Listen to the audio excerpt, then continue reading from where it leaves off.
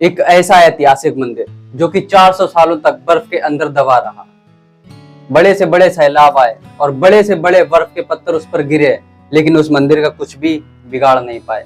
उस मंदिर की एक और सच्चाई है कि जो वो मंदिर बना हुआ है, उस मंदिर को सिर्फ बड़े बड़े पत्थरों से ही बनाया गया है। उसमें कोई कंक्रीट, कोई सीमेंट का प्रयोग नहीं किया गया है। जी हाँ, मैं बात कर रहा हूँ हिमालय के ऊपर बसे हुए केदारनाथ मंदिर के बारे में। आपको इस मंदिर के बारे में बहुत कुछ पता होगा। क्या आपको पता है कि इस मंदिर की स्थापना किसने की? इस मंदिर के पीछे बहुत सारे रहस्य हैं। आज आपको मैं इस मंदिर के पीछे के कुल सारे रहस्य बताने वाला हूँ। लेकिन उससे पहले आप लोग अगर चैनल पर नए हो तो उसे सब्सक्राइब करो, वीडियो अच्छी लगे उसे लाइक कर देना, और आप भी अगर भोले बाबा के सच्चे भक्त हो ना तो कमेंट सेक्शन में जय भोलेनाथ जरूर से लिखना। ये मंदिर देवभूमि यानी कि उत्तराखंड के गढ़वाल मंडल के रुद्रप्रयाग जिले में बसा हुआ है। ये तीनों लोकों के देवता यानी कि भोले शंकरनाथ जी का मंदिर है। इस मंदिर की खास बात यह है कि ये मंदिर 6 महीने तक बंद रहता है और 6 महीने तक ही खुलता है। जब इस मंदिर को बंद किया जाता है तो बंद करने से पहले इस मंदिर की पूरी सफाई की जाती है और उसमें एक दीपक जलाकर रखा जाता है। फिर उसके बाद इस मंदिर के गेट को बंद किया जाता है। और जब ये मंदिर 6 महीने बाद खुलता है तो उस समय उस मंदिर के अंदर बिल्कुल भी आपको गंदगी नहीं मिलती है और दीपक उसी तरीके से चलता रहता है। जब ये मंदिर 6 महीने के लिए बंद होता है, उससे पहले आपको पता होगा कि दिसंबर के महीने में सर्दी बहुत हो जाती है, जिस कारण केदारनाथ में पहाड़ होने की वजह से वहां पर बर्फ बहुत ज्यादा गिरती है। इस वजह से इस मंदिर को 6 महीने के लिए बंद कर दिया जाता है और वापस से इस मंदिर को मई के महीने में खोल दिया जाता है। केदारनाथ के एक तरफ 22,000 फुट ऊंचा केदार है और दूसरी तरफ 21,600 फुट ऊंचा खर्ज कुंड और तीसरी तरफ 22,700 फुट ऊंचा भरत कुंड का पहाड़ है। इसके अलावा यहाँ पर 5 नदियों का संगम भी है। यहाँ मंदाकिनी, मधुगंगा, झीलगंगा, सरस्वती और स्वर्ण गौरी हैं। केदारनाथ के पास में एक बद्रीनाथ धाम भी है जहाँ पर भगवान विष्णु जी वास करते हैं। केदारनाथ में बना शिवलिंग दुनिया का सबसे अनोखा शिवलिंग है। इस शिवलिंग का आकार पिरामिड के जैसा है। जो भी भक्त केदारनाथ में सच्चे दिल से अपने अंदर कुछ इच्छाएं लेकर के आता है, भोलेनाथ उसकी हर इच्छा को जरूर पूरा करते हैं। अब मैं आपको केदारनाथ की एक सच्ची घटना के बारे में बताना चाहता हूँ। कुछ सालों पहले केदारनाथ में एक भक्त आया था। जिस दिन मंदिर बंद हो रहा था उसी दिन ये भक्त वहां पहुंचा था। इस भक्त ने जैसे ही देखा कि मंदिर बंद होने वाला है, गेट बंद करने वाले पंडितों से इसने आज्ञा मांगी कि मुझे एक बार भोलेनाथ के दर्शन करवा दो, और उन पंडितों ने बिल्कुल मना कर दिया, क्योंकि मंदिर का गेट एक बार बंद हो गया तो दोबारा खुलता नहीं है, वो 6 महीने के बाद ही खुलता है। तो जब उस भक्त को पता चला कि ये तो 6 महीने बाद खुलेगा तो वो बहुत ज्यादा निराश हो गया और वो उसी जगह पर बैठ गया।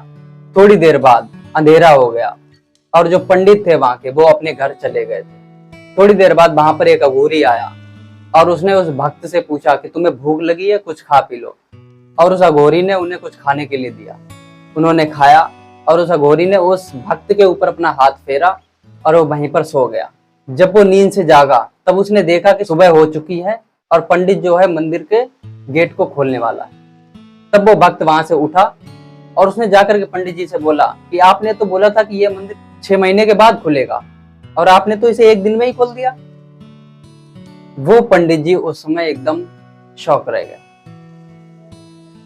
फिर उनको याद आया कि एक भक्त आया था 6 महीने पहले। उसने पूछा कि तुम वही भक्त हो जो 6 महीने पहले यहाँ पर आए थे और आपने मुझसे कहा था कि मुझे भोलेनाथ के दर्शन करने हैं। बोले 6 महीने पहले? मैं तो आपको कल बोल रहा था कि मुझे भोलेनाथ के दर्शन करने हैं। और ये बात सुनकर के पंडित जी चौकन्ने रह गए। उन्होंने कहा देखो, तुम मुझे 6 महीने पहले मिले थे, ये बताओ तुम्हारे साथ हुआ क्या है? तुम ये क्यों बोल रहे हो सिर्फ एक रात ही हुई है?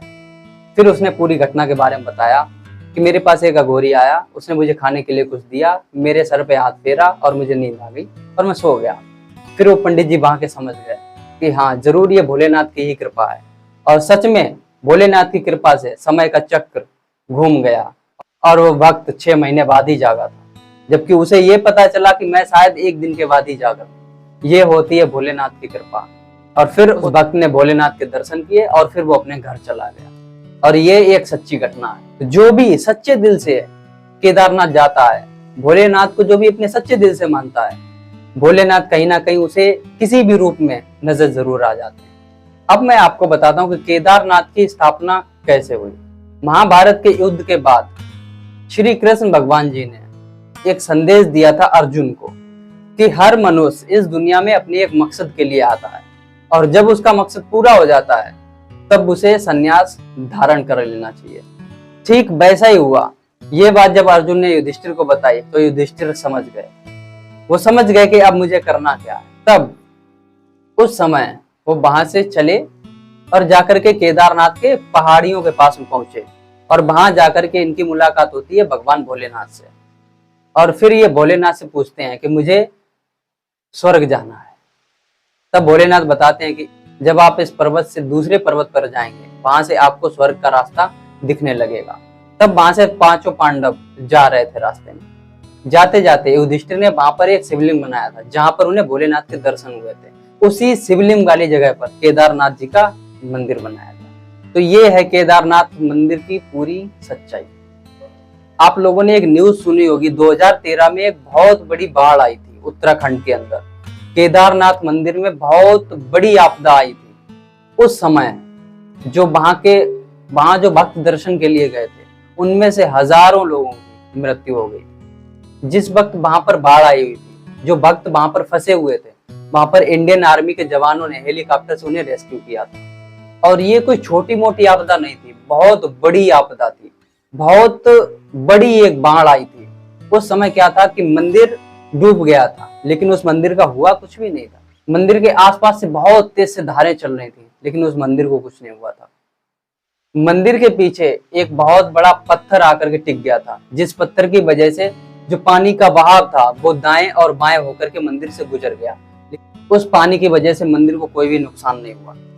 इसे भोलेनाथ की कृपा ही कहते हैं। तब जब बाढ़ खत्म हुई थी उसके बाद उस पत्थर को भीमशिला के नाम से जाना जाता है और वो पत्थर आज भी उस मंदिर के पीछे रखा हुआ है, जिसे लोग भीमशिला के नाम से जानते हैं। अब आपको जानकारी कैसी लगी कमेंट सेक्शन में बताइए। पार्ट 2 चाहिए तो भी कमेंट कर दीजिए, क्योंकि कुछ थोड़ी थोड़ी बातों में पूरे मंदिर का रहस्य और काफी सारी चीजें हैं मंदिर के पीछे, एकदम से बयान नहीं हो सकती। अगर मैं बहुत सी चीजें बता भी देता फिर भी कुछ ना कुछ चीजें छूट ही जाती हैं, तो वीडियो बहुत लंबी हो जाती है। इसलिए छोटी सी वीडियो है। अगर आपको इसका पार्ट 2 चाहिए तो कमेंट सेक्शन में बताइए। वीडियो अच्छी लगी लाइक करो, चैनल पर नए चैनल को सब्सक्राइब कर लो। आगे भी आपको ऐसे ही बहुत सारे मंदिरों की जो मिस्ट्री है वो आपको पता चलती रहेगी। तब तक के लिए जय हिंद जय भारत। और हाँ, कमेंट सेक्शन में जय महाकाल जरूर लिख करके जाइएगा।